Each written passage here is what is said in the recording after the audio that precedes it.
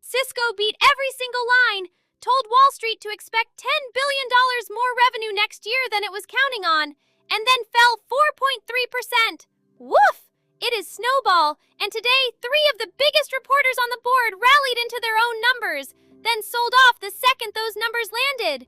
Here is Cisco's night. Revenue $17.3 billion, up 18%, ahead of the estimate. Earnings ahead too. Total product orders up 35%, an 8th straight quarter of double-digit growth. Artificial intelligence orders reached $9.3 billion for the year, above Cisco's own target. And then came the guide, which is the whole story. Cisco told everybody to expect about $72 billion of revenue next year. Wall Street was penciling in 63. That is a $10 billion gap on one line of one press release. The stock closed up almost 3% going in. By 6 in the evening, it was down 4.34%. Beat everything, guided enormous, sold off anyway. That reaction, not those numbers, is today's real signal. Now the tape all of that landed on. The S&P 500 closed up 0.25%. The Nasdaq gained 0.5%. The Dow finished red, barely, but red, which tells you how narrow this was. Technology was the only sector doing real work. The macro event was July's Consumer Price Index, and it landed in line at 3.4%.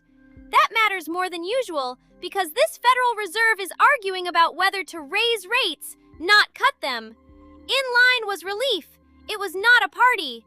Story 2 needs no finance vocabulary at all. Home Depot filed an 8K this morning to say its chairman, president, and chief executive, Ted Decker, is taking a temporary medical leave of absence. The company expects him back within a few months. While he is out, one job becomes 2. Anne-Marie Campbell takes day-to-day operations. The chief financial officer, Richard McPhail, takes the money and the contractor business. Shares fell 3% and dragged lows down with them. And here is what makes it a story instead of a press release. Home Depot reports earnings next Tuesday. A giant walks into its own print with 2 people holding one job. Story 3. The largest gain anywhere above $10 billion today came from a company most people have never heard of. Nebius Group rose 34%. Revenue was up 454%. Annual recurring revenue, the run rate customers have already signed up to pay, hit $3 billion at the end of June, from $1.9 billion 3 months earlier. Now my favorite detail. Nebius is a foreign company, so it does not file the American earnings form everybody's scanners watch. It files a 6K, which carries no item codes at all. The biggest large cap gain of the day was, to an automated feed, completely invisible. Story 4 is the best picture of the whole day.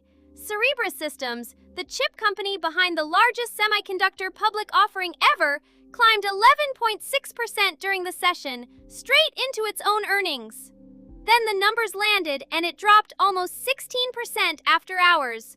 One line up, one line straight down. And the numbers were not bad. Core revenue doubled. Contracted work, not yet delivered, stands at $25.4 billion, and the company raised its full-year guidance.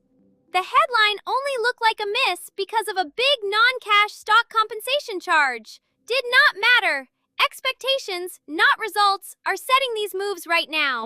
Tomorrow, Applied Materials reports after the close, the last big semiconductor equipment print of this wave, walking into a group that just spent 2 sessions rewarding and then punishing exactly these names. It ran up 4% today going in. JD.com reports before the open, into a rough session for Chinese listings. Tapestry and Birkenstock also report in the morning, new holdings after the close, and keep Home Depot circled for Tuesday. 3 artificial intelligence infrastructure companies rallied into their own earnings today, and all 3 sold off after them. Cisco guided $10 billion above what anyone expected and lost 4% of itself. That is what a crowded trade looks like from the inside. I am Snowball. See you tomorrow!